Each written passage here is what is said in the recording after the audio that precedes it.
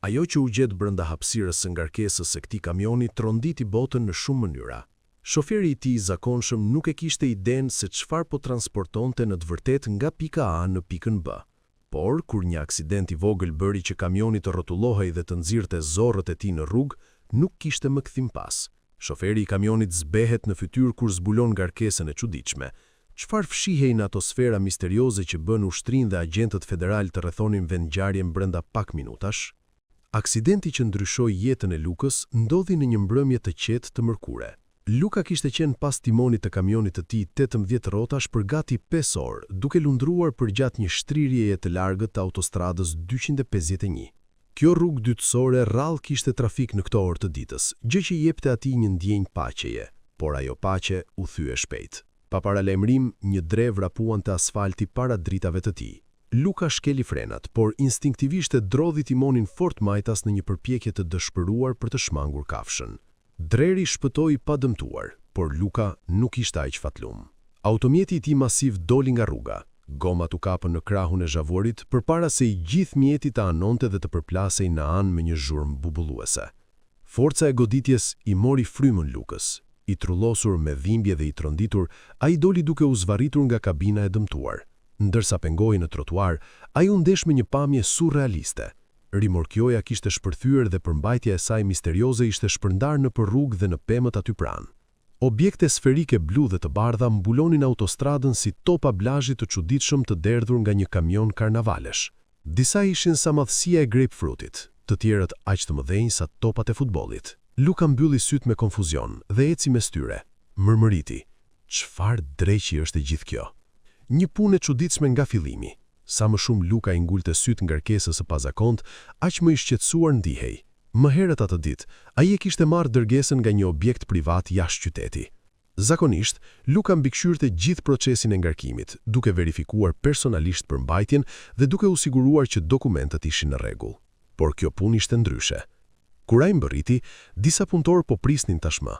Ata nuk e lejuan t'i afrohej kamionit gjatë ngarkimit dhe thjesht i dhanë një dosje me dokumenta për të nënshkruar. Kur Luka i pyeti, ata e shpërfillën. Asgjë për t'u shqetësuar, është thjesht mall standard. Në atë kohë, ai e kishte vlerësuar pushimin. Tani, duke qëndruar mes një deti me këto sfera të çuditshme të mbështjella, Luka kuptoi se diçka ishte shumë gabim. Ai u ul pranë njërit prej objekteve dhe e trokiti. Ishte i fortë, por jo i ngërt, i mbështjell në shtresat e një lloji materiali sintetik. Kurioz, ai filloi ta qironte, por ngrori kur dritat e makinave u shfaqën prapse në distancë. Arrin makinat SUV të zeza. Një makinë SUV e zezë dhe shkëlqyer u afrua me shpejtësi të lartë. Gomat kërcitën ndërsa ndaloi pranë ngërnojave. Prej saj u ndoli një burr me kostum të zi, me syze të diellit pasqyruese dhe një shikim të ftohtë. Luka u zbrapst instinktivisht. Brenda pak minutash mbritën më shumë makina SUV. Të aktën 10 automjete identike formuan një perimetër rreth sqenës. 10 burra me kostume zbritën në heshtim, lëvizin me precizion. Njëri nxori një distinge dhe pretendoi se ishin agent federal. "Ju lutem largohuni nga kamioni, zotri, për sigurinë tuaj." I konfuzuar dhe i friksuar, Luka u bind. Kur pyeti se çfarë po ndodhte, askush nuk u përgjigj. Ai shikoi i pafuqishëm, ndërsa ata rrethuan zonën me shirit të vellë dhe filluan të mblidhnin objektet blu dhe të bardha me urgjencë. Luka urdhërua të largohej dhe u pyeti nëse kishte dikë që mund ta merrte. Ende i trullosur, ai thirriti mikun e tij, Steven. Ndërsa priste, Luka vuri re diçka që askush tjetër nuk e pa. Njëri prej topave blu dhe të bardh u rrotullua larg në një hendek, larg syve vigjilent të burrave me kostume. Pa menduar, ai e mori në heshtje dhe e futi në xhaket. Para se të zbulojmë se çfarë kishte brenda sferës, mos harroni të bëni like këtë video dhe të shtypni butonin subscribe për të mbështetur kanalin ton. Sekreti në shtëpi. Sapo Steven mbërriti, Luka u ngjit në sediljen e pasagjerit. Syt i lëviznin nervoz. "Nisu", përshpëriti ai. Steven ishte i konfuzuar, por u bind. Ndërsa largoheshin me shpejtësi, Luka zbuloi objektin e fshehur. Në shtëpinë e Steven, të dy burrat e vendosën topin misterioz mbi banakun e kuzhinës. "Po sikur të jetë i rrezikshëm?" pyeti Steven. "Këtë dua të zbuloj", u përgjigj Luka. Me një thik të mprehtë kuzhine, ai filloi të priste shtresat e jashtme. Topi ishte i mbështjell në mënyrë të ndërlikuar, shtresë pas shtrese, si qep. Secila prej tyre ishte bërë nga një material i ndryshëm: plastik, gomë, letër metalike. Çfarëdo që ishte brenda, ishte mbrojtur me një kujdes obsesiv. Pas gati 10 minutash, përmbajtja u ekspozua më në fund. Luka u zëmbraps, i shtangur. Brenda kishte disa shiringa të vulosura dhe një qese me pilula, me ngjyra të ndezura dhe të shënuara me kode shkencore. "Çfarë është kjo?" psherti u Steven. "Apo transportoje drogë?" Luka tundi kokën me muzbesim. "Nuk e dija, betohem." Asnjë njeri për t'i besuar. Steven u zgjat për telefonin e tij për të thirrur policin, por Luka e ndaloi. Po sikur ata djemt mos ishin policë të vërtet.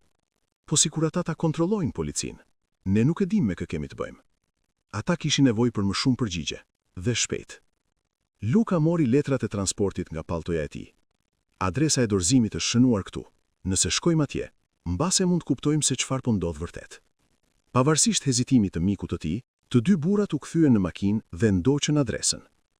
Një orë më vonë, ata mbërritën në një magazin të largët. Për të merrin e tyre, kamioni i Lukës ishte tashmë i parkuar jashtë. Disa nga burrat me kostume qëndronin roj, ndërsa të tjerët mbanin më shumë topa blu dhe të bardhë brenda. Nga një distancë, Luka bëri foto, por më pas u tregua shumë i guzimshëm, duke u zvarritur më afër për të parë më mirë. Një hap i gabuar papritur shkaktoi një kërcitje të fortë. Ai kishte shkelur mbi një ark të thyer. Brenda pak sekondash, ai dhe Steven u rrethuan, u kapën dhe u tërhoqën zvarr brenda. E vërteta zbulohet. Brenda, burrat qëndruan në heshtje, duke vëzhguar dyshen nga afër, por pastaj hyri një burr me përparesë të bardhë laboratori. Ai ishte ndryshe, i qetë, profesionist. "Unë jam doktor David Larson," thaj, "dhe ju keni parë më shumë se sa duhej." Luka rrëfeu çdo gjë rreth aksidentit, objektit të fshehur dhe dyshimeve të tyre. Doktori pohoi me kokë. "Keni gjysmë të drejtë. Këto janë dhe të vërtet barna, por jo të palikshme. Ne po punojmë në një projekt të klasifikuar qeveritar, duke zhvilluar trajtime të avancuara dhe vaksina për kërcënimet biologjike. Transporti ishte menduar të ishte diskret." "Po pse gjithë kjo fshehtësi?" pyeti Steven. "Sepse ajo që po testojmë këtu është eksperimentale. Nëse fjala do të dilte jashtë, mund të shkaktonte panik. Këto komponde janë ende të pamiratuara, të paregulluara dhe potencialisht ndryshuese për botën." Ai tregoi me dorë drejt një monitori aty pranë, që tregonte diagrama kimike dhe procedura testimi. "Ju nuk duhet ta shihnit këtë, por tani që e shihni, do të sigurohem që të largoheni të sigurt. Ishit thjesht në vendin e gabuar në kohën e gabuar." Burrat me kostume nuk dukeshin të bindur, por autoriteti i doktor Larsonit i mbajti ata larg. Lukus e Stevenit u lodhën syt dhe u shoqëruan larg objektit. Ata u lanë milja larg magazinës dhe u thanë të mos flisnin nerë mbi atë që sanë. Javë më vonë, licencia e kamionit të Lukës u pezulluan heshtje, pa një shpjegim të mirë. Makina e Steven u gjet vandalizuar, por asgjë nuk u mori. Të dy e dinin se ishte një paralajmërim. Deri më sot, asnjëri nga burrat nuk flet për atë që sanë, të paktën jo publikisht. Por ndonjëherë, kur Luka vështron nga dritarja e tij natën, ai pyet veten se sa afër erdhi bota për të zbuluar diçka më të madhe nga ajo që ishte gati çdo kush. Po ju, çfarë do të kishit bërë në vend të Lukës? A do ta kishit marrë atë sferë misterioze, apo do të ishit larguar sa më shpejt? Na tregoni mendimin tuaj. Nëse kjo histori ju pëlqeu, mos harroni të bëni like dhe të bëni subscribe në kanalin ton Daily Dose.